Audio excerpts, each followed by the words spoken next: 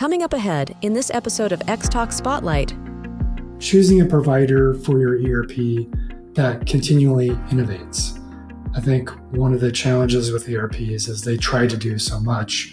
There is a constant change in technology, and the right provider stays up on that change and makes that part of their product strategy. Hello, and welcome to Xtalks Spotlight, illuminating insights from subject matter experts and industry thought leaders. I'm Sonia Hunt. In this episode, we're asking the question, what should food businesses consider when evaluating an ERP? Discover key functionalities food manufacturers should look for in an enterprise resource planning system, also known as an ERP system, hurdles businesses face when implementing an ERP, and the importance of user experience in an ERP system for food manufacturing. In this Xtalks Spotlight edition, I sat down with Matt Brown, CEO at Wherefour. He shared his approach to creating an ERP specifically tailored to food and beverage businesses, enabling them to track business resources like raw materials, inventory, and production capacity. With a deep commitment to helping food and beverage businesses, large and small, solve production and compliance issues, Matt and his team at Wherefour are integral in allowing businesses to succeed. Thank you for taking the time in this Spotlight interview, Matt.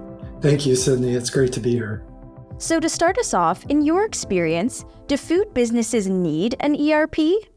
I think it depends on the size of the business. So when a business is small, you've got one operator. They tend to know everything about the business and they're able to do the things that they need to do. When a business is growing, you start to get a team, and that team starts to specialize and need to focus on different things. And then when a company is at scale or some sort of size, they generally have a team that has experience, and that team needs to focus on very specific aspects. I think also it depends if a business has certain demands from customers or investors. They might have food safety requirements or need capabilities there. They probably need reliable delivery of product. They probably need accurate cash flow monitoring, and they might need some transparency about their operations or assets, especially if they're dealing with investors. And then also, if you think about your business, are you preparing for an exit or maybe some sort of acquisition down the road? If that's the case, you might want some reliable data that you can pass on to the next owner. You might want to have a succession plan for employee ownership, or maybe to pass on to the next generation of owners. And you probably want something that gives you quick due diligence if you go through some sort of merger or acquisition. Now, how important is scalability in an ERP system, and what best practices can ensure the system grows with food businesses? When a company is growing, business needs change rapidly. So choosing the right technology is kind of foundational and key to the right system.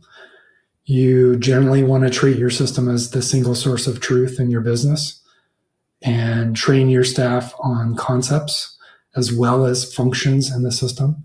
It's important that they know the why of what they're doing, not just the how. I think selecting a platform that integrates with the other technology or tools that you use or need in your business, not just now, but down the road as well. And then choosing a provider for your ERP that continually innovates. I think one of the challenges with ERPs is they try to do so much.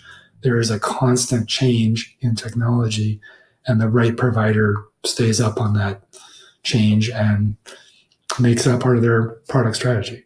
So what key functionalities should food manufacturers look for in an ERP system to address industry-specific challenges such as traceability and compliance?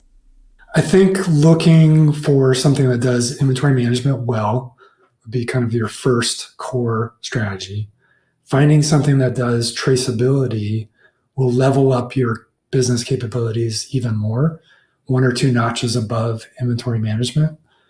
Having something that's mobile accessible is great, not just now, but in the future.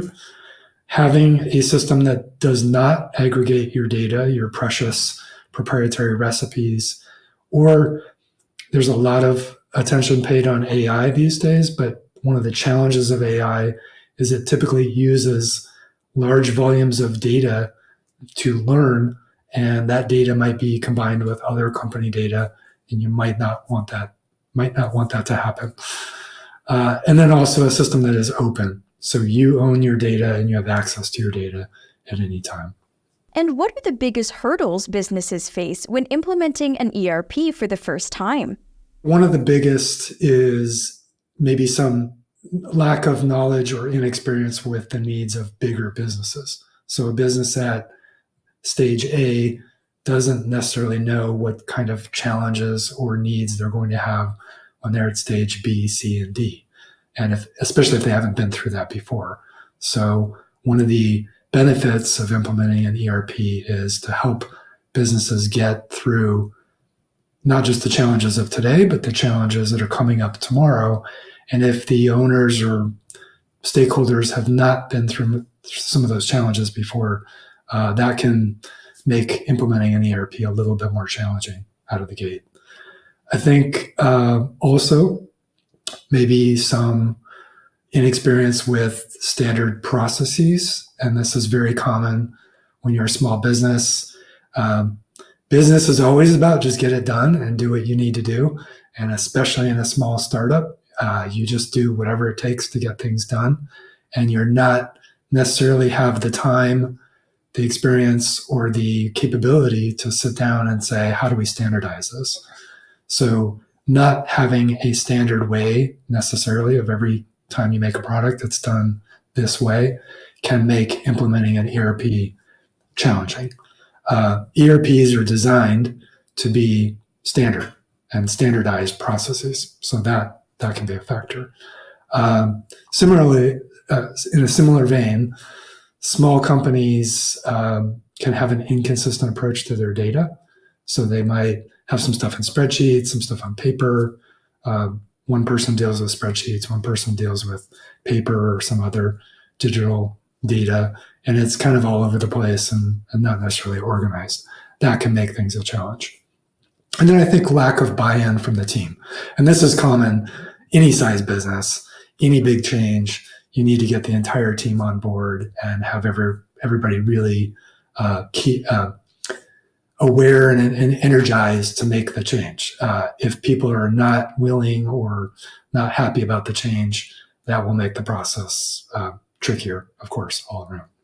And to wrap up, why is user experience critical in an ERP system for food manufacturing, and what strategies can enhance usability across all levels of the organization? Change of any sort is hard on all of us. Every one of us resists change at some level.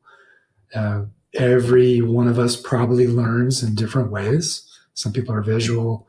Some people like classes and hearing, and that's how they learn. So those are some of the things that user experience in the system has to deal with. Everybody, I would say, processes information differently as well. So some people need to see things a couple times. Some people see it once and they get it. And none of that is wrong or something to worry about. It's just one of the factors that can make any system a challenge for an entire team to learn, figure out, and use on a daily basis. So I think the ideal system for a company is one that's flexible, gives every user options on how they want to view data, process data, do their workflow, makes it a little bit more custom to what works for them. In my opinion, good systems are also highly visual. So all of us at some level probably appreciate color coding, bolding key data, using icons to make things more interesting and easier to process. It also makes it easier on people that don't necessarily work in the same language as the rest of the team, or maybe don't even have strong reading skills. They're just more visual processors. That can be a factor. And I think if in the ERP market, there are different ways to implement a system. Some of them are do-it-yourself. So if you're going to do the do-it-yourself route, make sure you have lots of time to do that and make sure the system is something you can sit somebody down in front of and they can kind of figure it out on their own. And then what's probably more common is companies don't have a lot of time to do it yourself. So they need to pick a system and a team behind it that provides human, real training, advice, support, and ongoing answering questions. That's always an important factor. Well, thank you very much, Matt, for speaking with us today. We really appreciate your time and insights. Thank you, Sydney. Always a pleasure and really happy to do this with you today. We look forward to learning more about Wherefour's work in food and beverage specific ERP systems. Thank you all for joining us for this Xtalks Spotlight feature. We hope you enjoyed the discussion.